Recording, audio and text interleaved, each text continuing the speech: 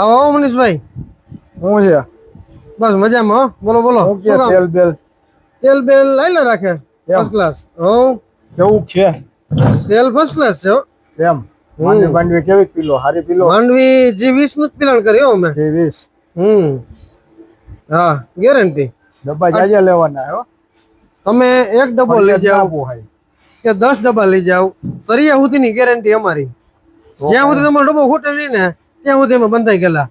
પીળ ના વરે, ઉફાણો ના આવે, તમામે તમામ જવાબદારી. G20 ને G22 કિલો. હા, G20 ને G22 હું તમને માંડવી બતાવું.